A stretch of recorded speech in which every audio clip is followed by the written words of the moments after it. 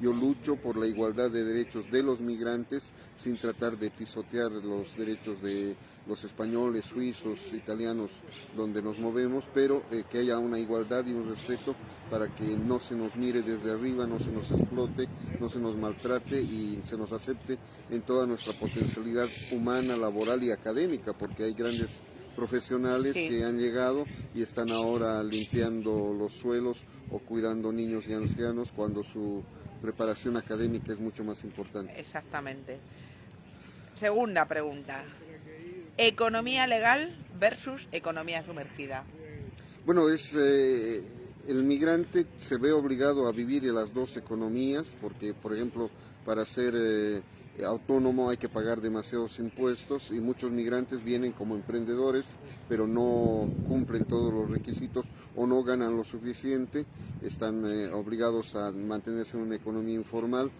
Por ejemplo, en el tema del trabajo, como hay gente indocumentada, Sí. automáticamente tiene que trabajar sin papeles, como hay gente que no tiene un respaldo a nivel de las trabajadoras del hogar, por ejemplo, igual tienen que aceptar jornadas de 15 horas o 24 horas al final, no tienen fines de semana, no tienen ni seguridad social, tienen que pagarse ellas mismas, entonces no es que uno elija ir a la parte legal o ilegal, sino que a uno lo empujan. Obviamente todos quisiéramos vivir legalmente, 100%, tener todos los papeles, pero es que no nos dejan y eso realmente es otro tema pendiente de Sí, esta labor periodística que estoy haciendo.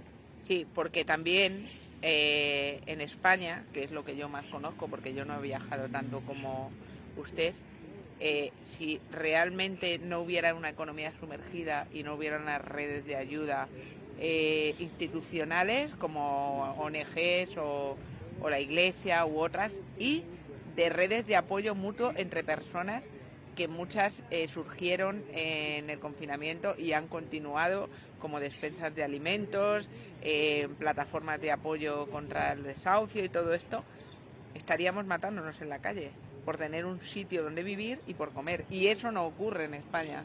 Probablemente en otros países que usted conoce, o en Hispanoamérica o en otros lugares del mundo sí, pero aquí en España no. ¿Y eso por qué es?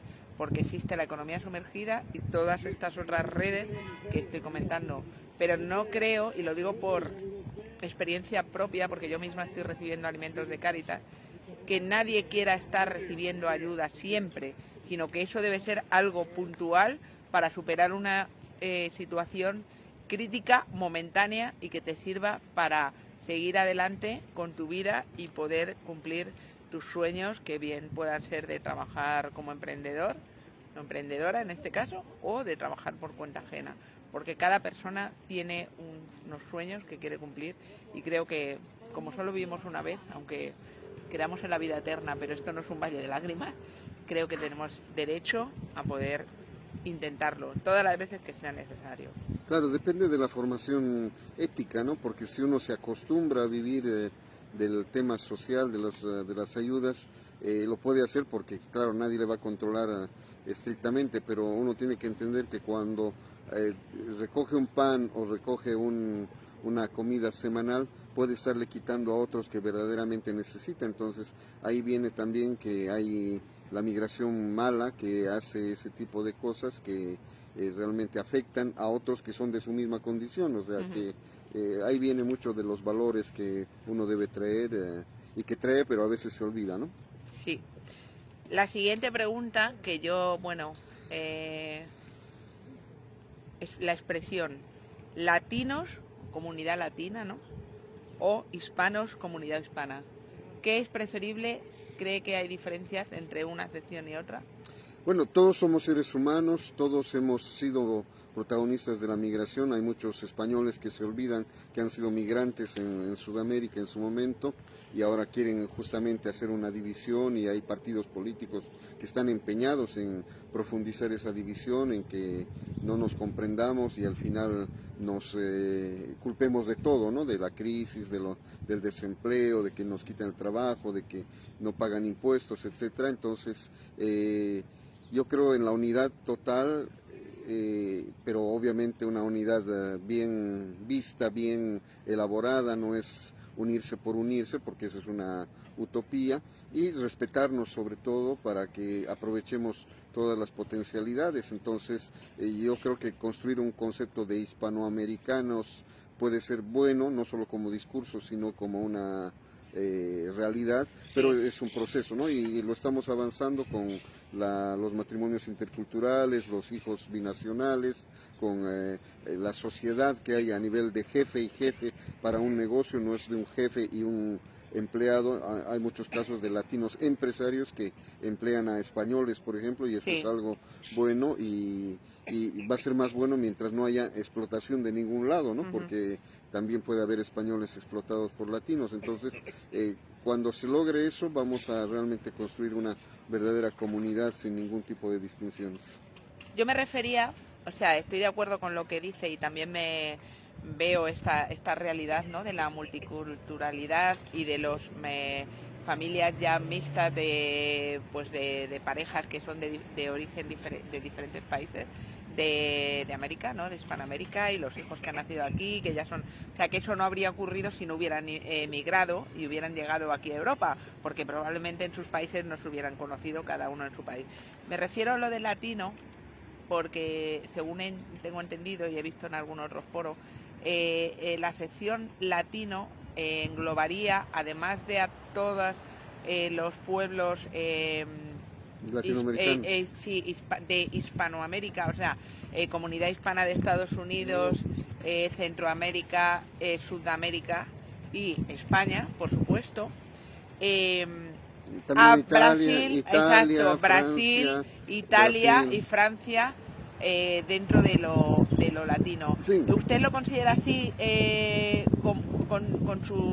con su revista Aquí Latinos, que engloban a estas otras comunidades que no hablan el castellano, pero que tienen rasgos comunes con la comunidad hispanohablante? Sí, justamente la revista Aquí Latinos Internacional, la primera impresión que tiene un empresario español con el que hablo, por ejemplo, dicen, es solo para latinoamericanos, pero justamente le explico eso, que latino implica brasileños, que publico también en portugués, italianos, franceses, etcétera. Entonces, ese es el concepto global de latinos. Y bueno, hay que decir que también algunos europeos, cuando les conviene, son latinos, y cuando no. Por ejemplo, Antonio Banderas, cuando hace películas en Estados Unidos, figura como latino, o Enrique Iglesias u otros. Entonces, cuando nos conviene somos muy latinos, muy mexicanos, digamos, y cuando nos conviene somos muy europeos. Entonces, eso también es parte de la vida cotidiana y de las necesidades de mercado, ¿no? Entonces, a mí me parece ese englobar a estas otras comunidades que no hablan el castellano, me parece acertado, me parece que amplía también la difusión y la misión que está llevando a cabo, y no lo había pensado así, la verdad. Tiene diferentes ángulos y hay que pensar. Y bueno, para terminar, un tema que a mí me importa mucho, me preocupa mucho, la prostitución. ¿A favor o en contra? Periodísticamente hay que ser frío y decir que es un hecho. Entonces, que yo apoye o esté en contra no cambia las cosas. Como periodista tengo que describir, y lo hago realmente en mis libros y revistas, pero no desde una función fiscalizadora de juez o de puritanismo religioso de que esto es malo o esto es bueno, sino como un hecho social, como un hecho sociológico. Y bueno, hay que partir de la idea de que la prostitución puede ser una profesión elegida por la persona que quiere ganar X cantidad de dinero, no por llenarse de joyas, digamos, porque por ejemplo en el tema migratorio una mujer quiere ganar todo el dinero posible para enviarle a sus hijos o a sus padres que están enfermos, entonces tiene que recaudar todos los fondos y se ve obligada a ese tipo de actitudes. O hay otra mujer que quiere darle la mejor escuela o universidad a su hijo y hace lo mismo, y hay gente que le gusta ganar el dinero por el dinero. Entonces son diferentes categorías y obviamente,